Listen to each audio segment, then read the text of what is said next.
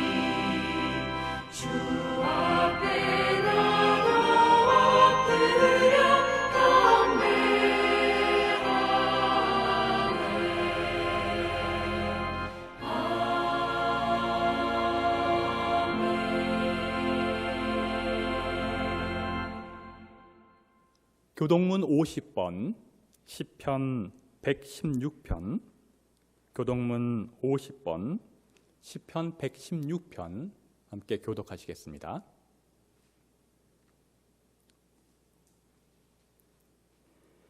여호와께서 내 음성과 내 간구를 들으심으로 내가 그를 사랑하는도다. 그의 귀를 내게 기울이셨으므로 내가 평생에 기도하리로다. 사망의 줄이 나를 두르고 수월의 고통이 내게 이름으로 내가 환난과 슬픔을 만났을 때에 내가 여호와의 이름으로 기도하기를 여호와여 주께 구하오니 내 영혼을 건지소서 하였도다. 여호와는 은혜로우시며 의로우시며 우리 하나님은 긍휼이 많으시도다. 여호와께서는 순진한 자를 지키시나니 내가 어려울 때에 나를 구원하셨도다. 내 영혼아 내 편안함으로 돌아갈지어다. 여호와께서 너를 후대하심이로다. 주께서 내 영혼을 사망에서 내 눈을 눈물에서 내 발을 넘어짐에서 건지셨나이다. 내게 주신 모든 은혜를 내가 여호와께 무엇으로 보답할까? 내가 구원의 잔을 들고 여호와의 이름을 부르며 여호와의 모든 백성 앞에서 나는 나의 서원을 여호와께 갚으리로다. 그의 경건한 자들의 죽음은 여호와께서 보시기에 귀중한 것이로다. 아멘. 다 함께 참회의 기도를 드리시겠습니다. 하나님, 우리는 주님이 맡겨주신 재능을 묻어두기만 하고 주님의 뜻에 따라 사용하지 않았으며 이웃을 위해 나누지 못했습니다. 하나님이 주신 은사를 따라 하나님 나라를 확장하지 못하고 하나님 나라의 후사임을 망각하고 살았습니다. 우리의 연약한 믿음을 용서하여 주옵소서.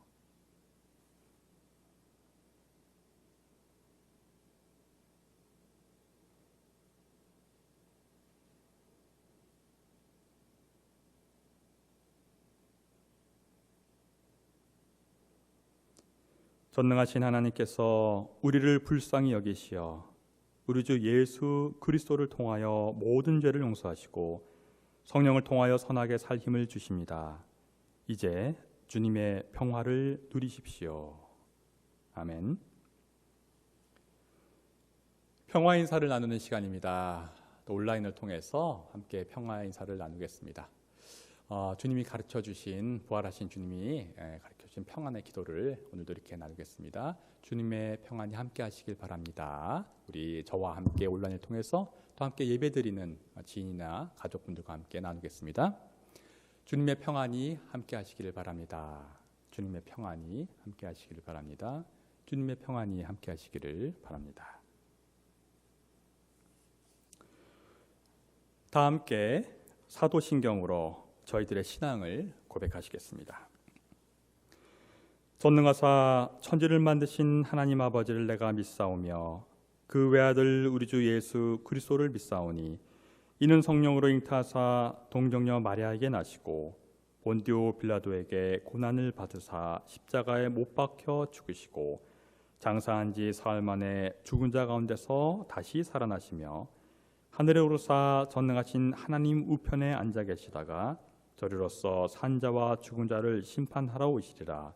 성령을 믿사오며 거룩한 공예와 성도가 서로 교통하는 것과 죄를 사하여 주시는 것과 몸이 다시 사는 것과 영원히 사는 것을 믿사옵나이다. 아멘. 사랑의 하나님, 가을을 맞이하여 하나님 앞에 예배드릴 수 있게 해주신 주님께 감사드립니다.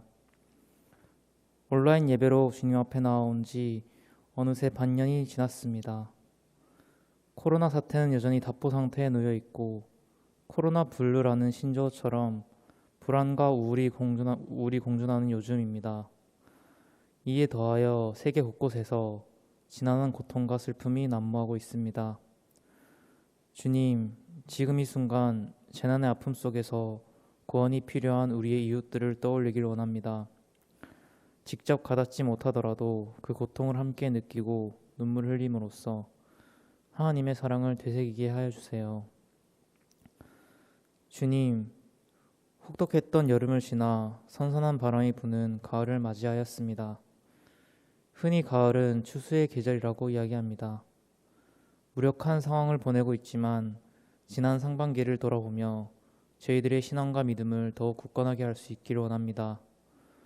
불완전한 일상과 삶 속에서도 빛과 소금의 역할을 감당할 수 있도록 끊임없이 성찰하고 반성하는 그리스도인들이 되게 하여 주세요.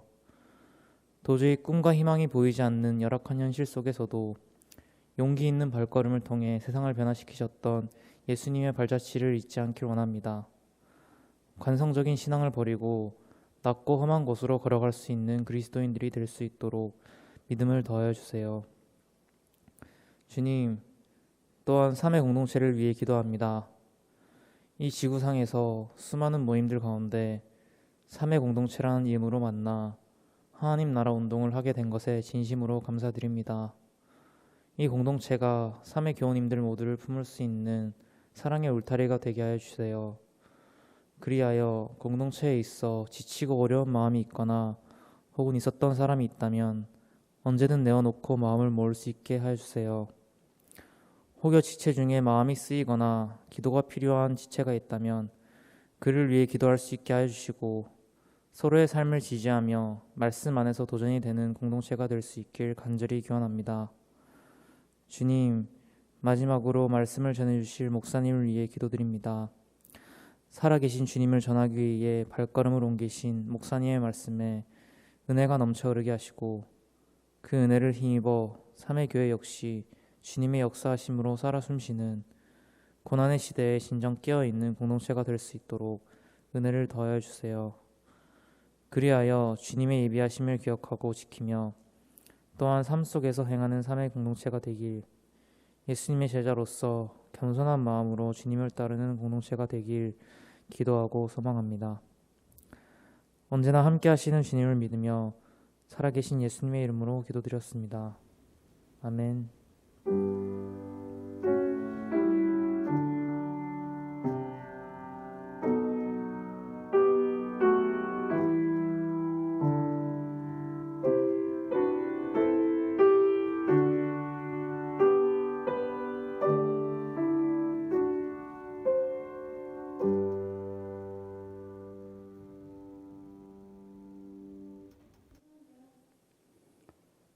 오늘 우리에게 주시는 하나님의 말씀입니다.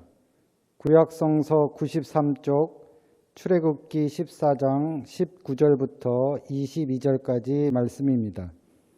구약성서 93쪽 출애굽기 14장 19절부터 22절까지 말씀입니다. 이스라엘 진 앞을 인도하는 하나님의 천사가 진 뒤로 옮겨가자 진 앞에 있던 구름 기둥도 진 뒤로 옮겨가서 이집트 진과 이스라엘 진 사이를 가로막고 섰다.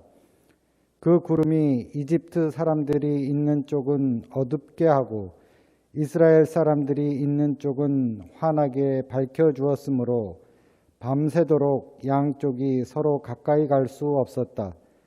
모세가 바다 위로 팔을 내밀었다. 주님께서 밤새도록 강한 동풍으로 바닷물을 뒤로 밀어내시니 바다가 말라서 바닥이 드러났다. 바닷물이 갈라지고 이스라엘 자손은 바다 한가운데로 마른 땅을 밟으며 지나갔다. 물이 좌우에서 그들을 가리는 벽이 되었다.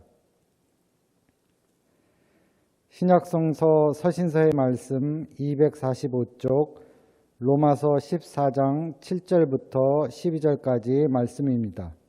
신약성서 서신서의 말씀 245쪽 로마서 14장 7절부터 12절까지 말씀입니다.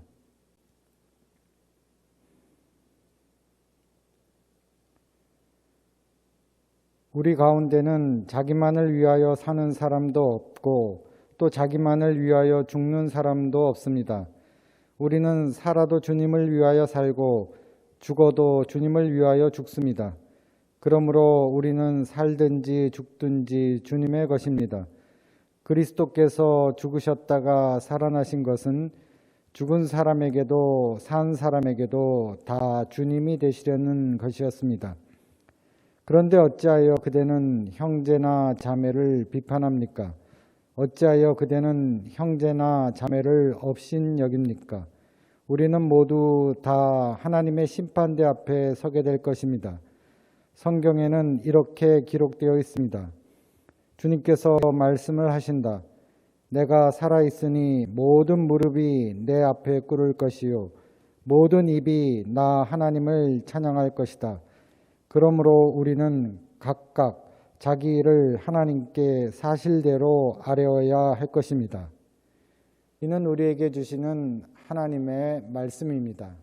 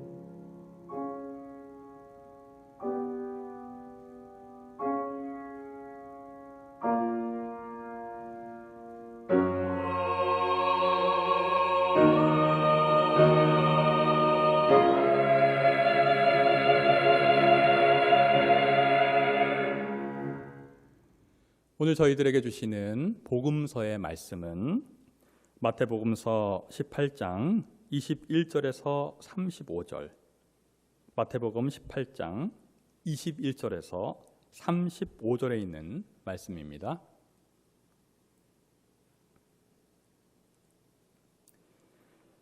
그때 베드로가 예수께 다가와서 말하였다.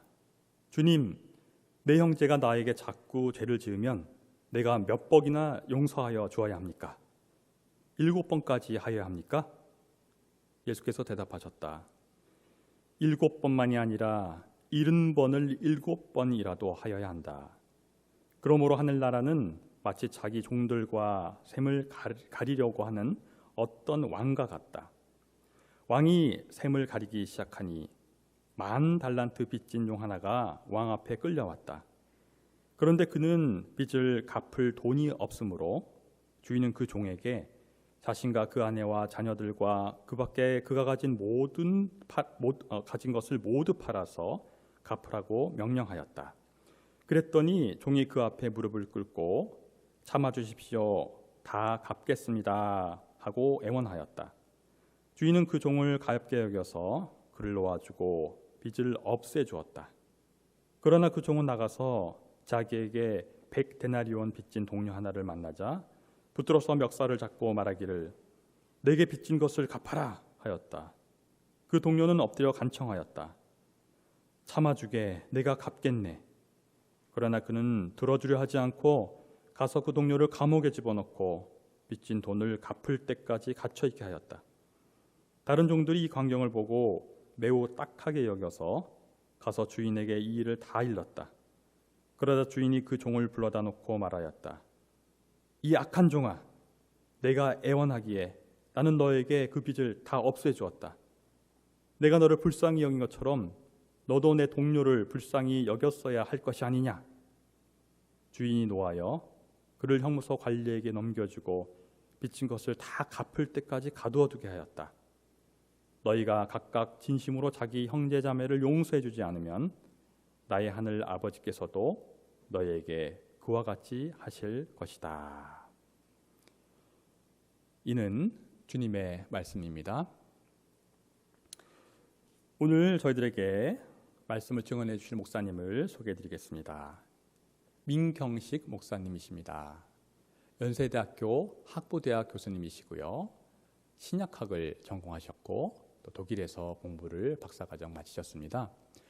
오늘 저희들을 위해서 용서할 줄 모르는 종의 비유라는 제목으로 말씀 증언해 주실 때 큰 은혜 받으시기를 바랍니다.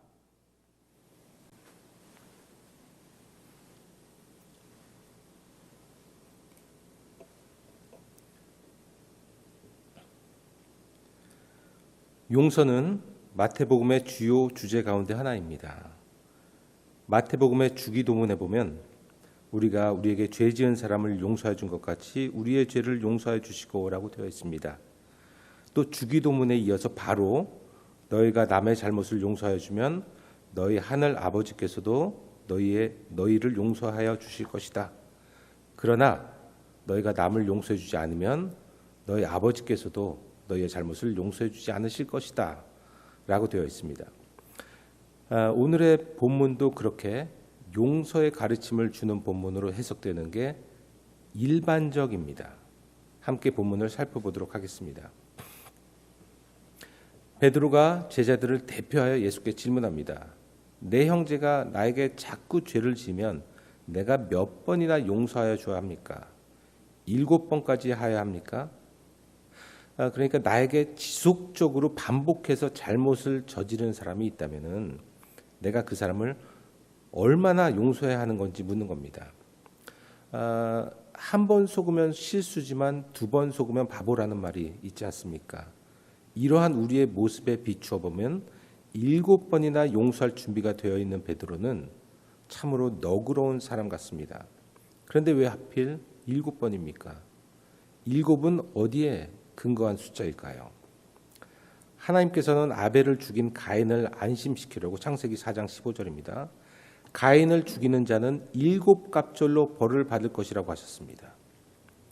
또 레위기에서 하나님께서는요, 이스라엘에게 여러 가지 형태의 징벌을 내리겠으며 그래도 이스라엘이 정신을 차리지 못하고 하나님의 말씀을 듣지 않으면 이번에는 그들이 지은 죄를 7배로 갚아서 벌하시겠다라고 말씀하십니다. 또 잠언에는 이런 보도가 나옵니다. 의인은 7번을 넘어지더라도 다시 일어나지만 악인은 재앙을 만나면 망한다. 이러한 구약 본문에서 7이라는 숫자가 충분한 양을 의미한다면 베드로 역시 마태 본문에서 충분히 많이 용서하겠다는 의미로 이렇게 말한 것 같습니다. 그러나 예수께서는 7번만이 아니라 70번을 7번이라도 용서해야 한다라고 대답하셨습니다. 이 그리스어 본문은요, 우리말 성경의 번역처럼 70번을 7번이라고 번역할 수도 있고요. 또는 이와는 다르게 77번으로 번역할 수도 있습니다. 그러나 어느 것을 선택하든 의미는 크게 달라지지 않습니다. 예수께서는요, 용서의 한계를 철폐한 것이기 때문입니다. 이러한 원론적인 가르침 이후에 예수께서는 한 가지 비유를 드십니다. 천국의 비유로 제시되는 이 비유는 마태복음에만 보도되고요. 역시 전통적으로 용서에 대한 가르침으로 이해됩니다. 이 비유에는 10,000달란트 가진 종이 등장합니다. 한 달란트는 약 6,000 데나리온인데 한 데나리온이 노동자의 하루 품삯에 해당하는 가치라면 한 달란트는 평범한 노동자가 하루도 쉬지 않고 번 돈을 한 푼도 쓰지 않고 6천일, 그러니까 16년 반을 꼬박 모아야 하는 액수입니다. 그게 한 달란트입니다. 그러면 만 달란트는 어느 정도이겠습니까? 한 달란트가 16년 반치의 봉급이니 여기에 곱하기 만 하면 만 달란트가 됩니다. 평범한 노동자가요 16만 5천 년을 모아야 하는 액수입니다. 호모사피엔스가 3만 년 전에 출현하였다고 그러죠. 그러니까 16만 년 전이면요 그때부터 지금까지 모아야 되는 건데 호모사피엔스가 출현하기도 한참 전입니다. 보통 사람이 살면서 30년을 돈 번다고 할 때 이 만 달란트를 벌려면요 5,500번을 죽었다 살았다 죽었다 살았다 그렇게 거듭 살면서 하루도 쉬지 않고 꼬박 모아야 그렇게 모을 수 있는 게 만 달란트입니다. 여러분 혹시 몇 대 손인지 알고 계십니까? 저는 려흥민 씨 29대 손입니다. 제 아들이 30대 손이고요. 그런데 5,500세대면요. 첫 시조부터 저까지 이어진 족보가 거의 한 200번 가까이 반복돼야 합니다. 요세푸스의 기록에 따르면은 한 해에 유다와 사마리아와 이두메에 거주하는 유대인들이 내야 하는 세금의 총합이 600달란트. 오늘날 하나로 한 5천억 정도 될 것 같아요. 만 달란트면요 이것의 17배입니다. 그러니까 팔레스타인 땅 사방에 흩어져 사는 유대인들이 17년 동안 내야 하는 세금의 총액. 보통 사람이라면 만져보기는커녕 상상조차 쉽지 않은 어마어마한 액수입니다. 조금 쉽게 한번 얘기해 볼까요? 노동자의 연봉을 5천만 원이라고 한번 계산해 봅시다. 그렇다면은 만 달란트는요 8조가 조금 넘는 금액입니다. 우리나라 부자 순위를 살펴보니까요 삼성 이건희 회장이 약 20조 원으로 1위래요. 셀트리온 서정진 회장이 약 9조로 2위라 그럽니다. 3위는 넥슨의 김정주 회장인데 7조 6천억 원. 4위는 삼성의 이재용 부회장이 약 7조 3천억 원입니다. 5위는 현대자동차의 정몽주 회장이 약 5조 2천억 원이래요. 1년이 약 3천만 초가 조금 넘는다 그럽니다. 정확히 하면 3,153만 6천 초. 3천만 초가 좀 넘죠. 초당 1원씩 계산한다고 할 때 1원, 2원, 3원, 4원 그렇게 8조를 세려면요. 얼마나 걸릴까요? 30만 년 가까이 걸립니다. 30만 년. 어마어마한 숫자입니다. 그런데 만 달란트의 빚을 졌다? 이 사람은 오늘 우리가 읽은 세번역 성경에서 종으로 번역되어 있는데 아마 우리가 머릿속에 생각하고 있는 그런 평범한 종은 아닌 것 같습니다. 그리스 원문에는 이 사람의 구체적인 신분에 대한 언급이 없습니다. 이 본문에서는 이 단락에서는 그냥 빚진 사람, 채무자로 언급됩니다. 물론 26절 이하에서 이 사람을 가리켜서 둘로스, 종이라고 언급하지만 이 사람의 신분이 노예라는 것을 의미하는 것은 아닙니다. 임금을 이 사람의 주인, 그러니까 이 사람을 통제할 수 있는 권한을 가진 지배자로 전제하는 그러한 묘사일 겁니다.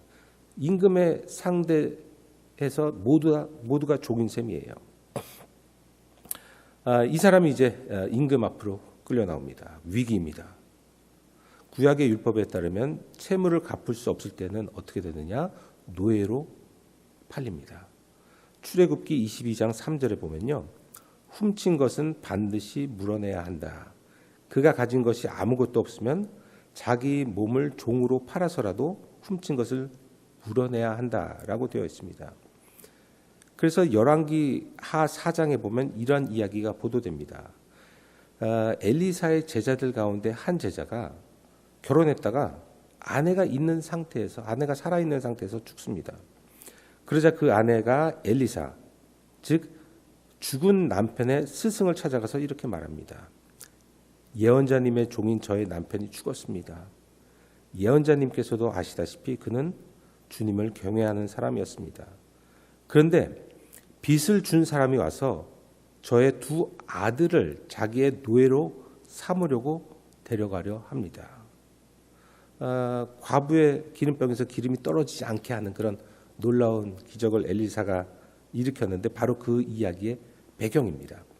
어쨌든 여기서도 빚을 갚지 못하면 자신뿐 아니라 그 가족마저 노예가 될 수밖에 없는 그러한 현실을 반영하고 있습니다. 그러니 오늘의 본문에서 임금 앞에 끌려온 그 사람은 이제 노예가 될 처지에 놓인 셈입니다. 그는 임금에게 이렇게 말합니다. 참아 주십시오. 다 갚겠습니다. 현실성 없는 맹세 같습니다. 그러나 임금은 그 종의 맹세에 관심이 없습니다. 오히려 그의 빚을 아무 조건 없이 그냥 탕감해 줬습니다. 그러나 그는 풀려나자마자 자기에게 빚진 사람들을 하나하나 찾아 나섰던 모양입니다. 자기에게 100데나리온 빚진 사람을 보자 그의 멱살을 붙잡고요. 빚을 갚으라고 겁박하였습니다. 한 데나리온이 노동자의 하루 품삯에 해당한다고 아까 말씀드렸죠. 100데나리온이면 아마 대략 한 석 달치 봉급에 해당할 겁니다. 매우 현실적인 빚입니다. 아마 우리 평범한 사람들이 생활비가 쪼들려서 생활비를 쓰기 위해서 은행에 빚을 내는 그 정도의 액수가 아닌가 생각합니다. 이때 100데나리온 빚진 사람은요. 10,000달란트 빚졌던 사람이 임금에게 보였던 반응과 같은 반응을 보입니다. 참아 주십시오. 갚겠습니다. 다만 여기서요. 다라고 하는 말이 빠져 있습니다. 10,000달란트 빚진 사람이 몽땅 다 갚겠습니다라고 얘기한 반면에 이 사람은 다는 빼고 갚겠습니다. 그렇게 얘기를 합니다. 더군다나 100데나리온 정도의 빚이라면은 10,000달란트 빚진 사람의 경우와는 달리 전혀 못 갚을 정도의 빚은 아닌 것 같습니다. 그런 측면에서 이 사람의 예언은 매우 현실적인지도 모릅니다. 100달란트 이 채무액이 적었기 때문에 10,000달란트 탕감받은 사람은 이 100데나리온 빚진 사람의 전 재산을 팔거나 그를 노예로 만들 필요까지는 없었던 것 같습니다. 그래서 그는요, 이 사람이 100데나리온을 다 갚을 때까지 옥에 가둬둘 생각이었습니다. 그런데 이 사실을 알게 된 사람들이 분노합니다. 그래서 임금을 찾아가서 낱낱이 일러 바쳤습니다. 그러자 임금은 그 사람을 불러놓고 이렇게 말합니다. 이 악한 종아. 이 사람이 악한 이유는 명백합니다. 임금의 말처럼 그는 10,000달란트, 아까 8조라고 얘기했죠. 10,000달란트나 탕감받으면서도 자기에게 조금 빚진 사람을 전혀 가엾게 여기지 않았기 때문입니다. 이에 임금은 몹시 분노하여 그를 옥에 가둬둡니다. 그리고 이 비유는 이렇게 끝을 맺습니다. 너희가 각각 진심으로 자기 형제 자매를 용서해 주지 않으면 나의 하늘 아버지께서도 너에게 그와 같이 하실 것이다. 우리는 흔히 이 비유에서요. 10,000달란트 빚진 사람을 나 또는 우리와 동일시하는 경향이 있습니다. 우리가 하나님에게서 엄청난 은혜를 받았으니 10,000달란트, 8조 원 넘게 엄청난 은혜를 받았으니까요. 우리 역시 우리에게 잘못한 사람을 하염없이 용서해 주어야 한다. 그렇게 말입니다. 물론 맞는 말입니다. 이 비유의 시작도 얼마나 용서해 줘야 하는가라는 베드로의 질문으로 시작하지 않았습니까? 용서는요. 참으로 아름다운 미덕입니다. 그러나 저는 오늘 이 본문을 조금 다른 시각에서 살펴보려고 합니다. 10,000달란트 빚진 사람, 이 사람은 과연 누구입니까? 이 정도의 어마어마한 빚을 짓는 수 있는 사람이 누구겠습니까? 오늘날 은행에서 수조 원대의 대출을 받을 수 있는 사람은 어떤 사람이겠습니까? 아까 10,000달란트가 10조 가까이, 8조가 넘게 10조 가까이 든다고 말씀드렸죠. 요즘 한창 매각 얘기가 나오는 금호 아시아나의 부채가 이것의 절반 정도 되는 것 같습니다. 당시에 예수 앞에서 이 비유를 듣고 있던 청중은요. 자신들을 10,000달란트 빚진 사람과 동일시하지는 않았을 겁니다. 10,000달란트의 빚, 이거는요 완전 다른 나라 얘기입니다. 자기들하고는 아무런 관련이 없는 극소수의 경제적 특권계층의 이야기일 뿐입니다. 예수의 비유를 듣고 있던 청중이 자신들을 비유 속의 누군가와 동일시하였다면 그 등장인물은 10,000달란트 빚진 사람도 아니고 임금은 더더군다나 아니고 아마도 100데나리온 빚진 사람이 아니겠습니까? 오늘날 우리 사회의 서민들이라면 누구나 그 정도의 은행빚은 흔히 있지 않습니까? 아마도 그들이 이 비유를 듣다가 임금이 10,000달란트의 빚을 탕감해 주었다라고 하는 예수의 말씀을 들었을 때 과연 기뻐했을까요? 그런 것 같지 않습니다. 기뻐하기는커녕 분노했을 것 같습니다. 굉장히 부당하고 말도 안 된다라고 여겼을 겁니다. 공정하지 않다, 그러한 불평을 털어놓았을 겁니다. 그런데 이러한 상황에서 그 사람이 100데나리온 빚진 사람을 옥에 가두었다라고 하는 예수의 말씀을 들었을 때는요, 그 분노의 수치가 극에 달하였을 겁니다. 이런 나쁜 놈 같은 이라고 아마 비속어를 써가며 그 사람을 욕하였을 겁니다. 그런데 여기서 반전이 일어납니다. 자초지종을 알게 된 사람들이요, 이 일을 임금에게 알리고요, 결국 임금은 그 사람을 옥에 가두게 하였습니다. 예수의 이 말씀은 청중에게 쾌감을 불러일으켰을 겁니다. 그들 마음속에 가득했던 분노가 한순간에 희열로 바뀌었을 겁니다. 그리고 이렇게 느꼈겠죠. 역시 정의가 살아있다. 결국 10,000달란트 빚진 사람은 감옥에 갇히게 되었고요. 이제 빚을 갚을 길조차 없게 됐습니다. 그 사람이 감옥에서 다시 풀려나는 일도 없을 겁니다. 그러니 100데나리온 빚진 사람에게 빚을 빨리 갚으라고 겁박하는 그런 사람도 사라지는 셈입니다. 이러한 의미에서 이 비유는 100데나리온 정도의 빚을 짊어진 채 고단한 삶을 살아가는 우리에게 기쁜 소식, 복음입니다. 동시에 사회의 불을 독점한 채 중산층 및 하층민 계층에 대한 연민과 연대와 책임의식을 갖지 못하는 극소수의 특권계층에 대한 예수의 혹독한 비판입니다. 그들은 자신들의 부를 당연한 것으로 여깁니다. 오늘날에도 마찬가지입니다. 큰 부를 축적한 사람은요, 자신이 이루어놓은 것이 자신의 능력의 결과라고 생각합니다. 그 밑에서 일하는 노동자들의 수고와 땀으로 자신의 부를 축적했다? 이렇게 생각하는 것 같지는 않습니다. 그러니 아랫사람들에게 갑질하는 것을 당연시하기도 합니다. 이런 노동자들의 수고는 둘째치고 대기업의 부채 비율만 봐도 그들이 이뤄놓은 부가 사실은 우리 사회의 진비심을 알 수가 있습니다. 웬만한 대기업들의 부채 비율은 수백 %에 이릅니다. 자기 자본은 일부일 뿐입니다. 그런데 대기업의 경제적 위기가 닥칠 때 이 대기업 총수 일가의 자산을 투입했다는 이야기는 가물에 콩나듯이 들릴 뿐입니다. 오히려 많은 경우에 공적 자금이 투입됩니다. 이 공적 자금은 우리 국민들이 부담한 돈입니다. 그런데 이러한 공적 자금이 투입된 대기업에서는 흔히 구조조정을 명분 삼아 일방적으로 직원들을 대량으로 해고하곤 합니다. 1970년대부터 우리나라에서는요, 대기업 중심의 경제 정책이 이어져 오고 있습니다. 그런데 50년, 반세기를 기다렸어도 기대하였던 낙수 효과는 보이지 않습니다. 오히려 기업과 가계의 소득 성장 불균형이 심화되고 있습니다. 산업연구원의 보고에 따르면요, 2000년대 이후 10년 동안 기업의 소득은 연평균 16.4% 올랐는데 가계의 소득은 2.4% 올랐다고 합니다. 1910년대에도 큰 변화는 없었습니다. 1910년대가 아니죠. 2010년대에도 큰 변화는 없었습니다. 2018년에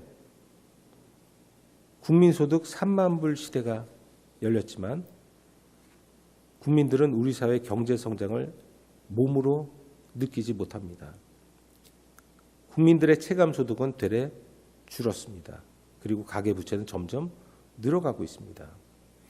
더군다나 코로나 시대를 맞아 서민들의 가계 형편은 더욱 악화되고 있습니다. 오늘 우리에게 들려주시는 예수의 비유는 바로 이러한 맥락에서 새롭게 해석될 수 있습니다.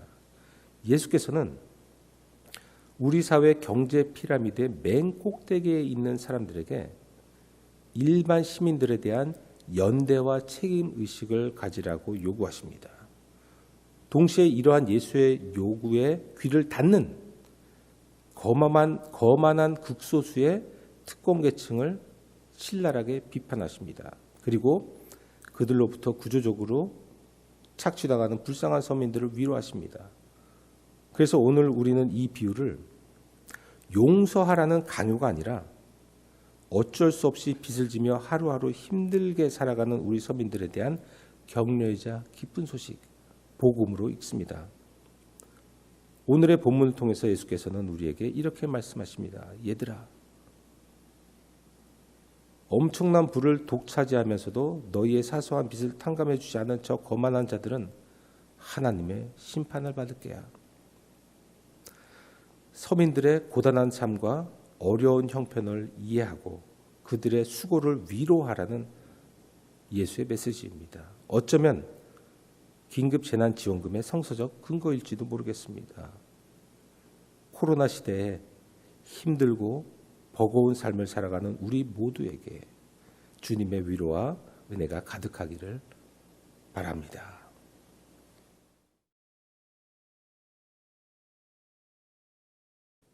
오늘의 말씀을 기억하시면서 잠시 다 같이 묵상기도 드리시겠습니다.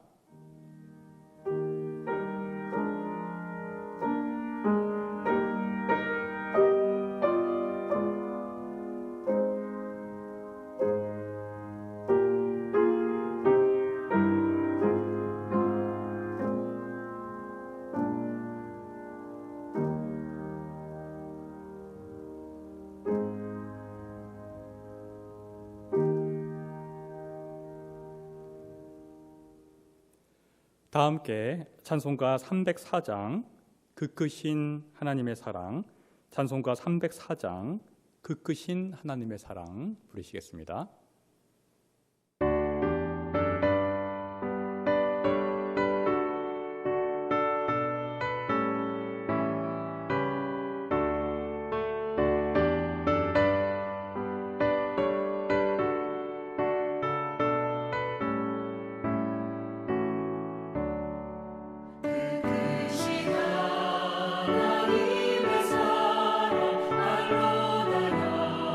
못 못하네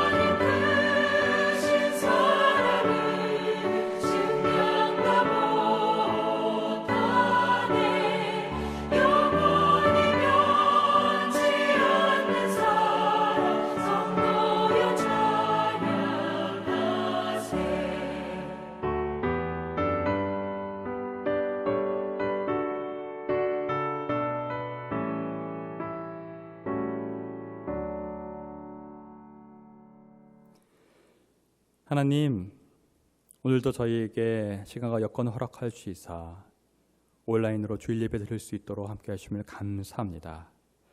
여러 가지 코로나19로 여러 가지 힘든 분들도 많고 심적으로 답답함도 많습니다.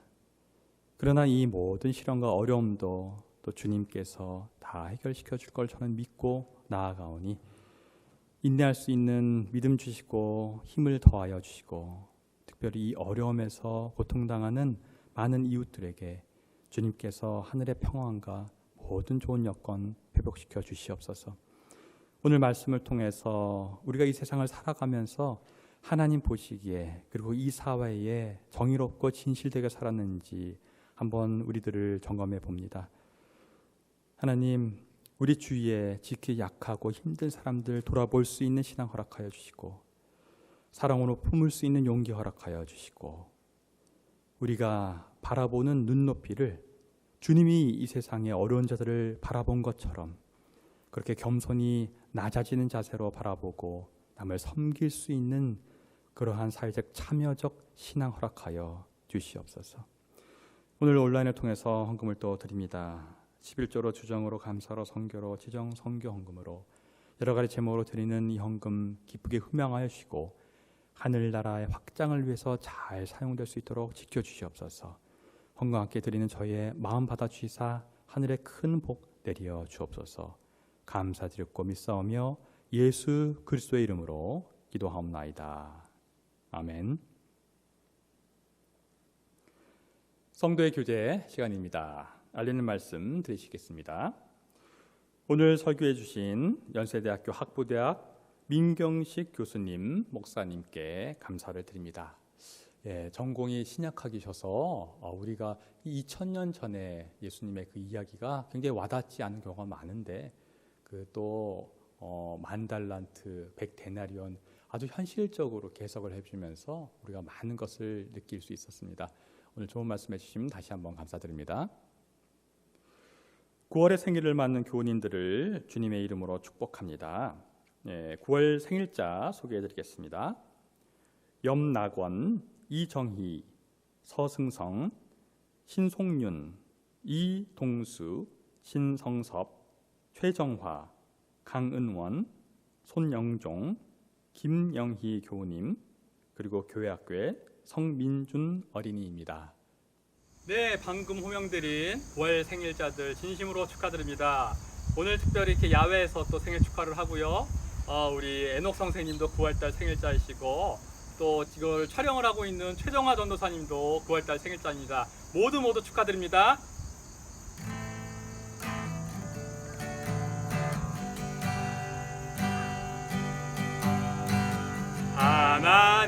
하나님께서 당신을 통해 메마른 땅에 샘물 나게 하시기를 가난한 영혼 목마른 영혼 당신을 통해 주 사랑 알기 원하네.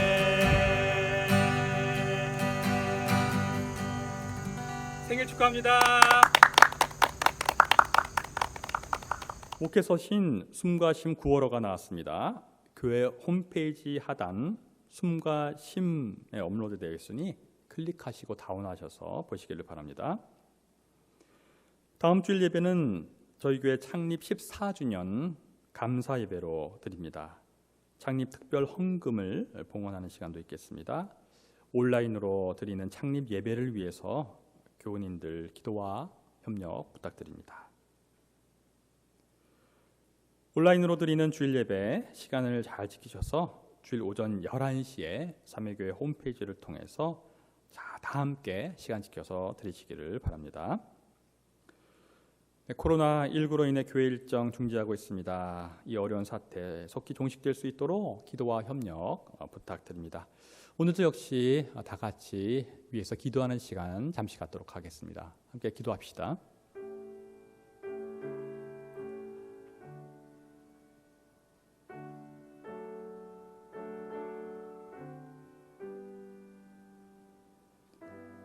하나님, 저희들의 기도 받아주시사 응답하여 주시옵소서.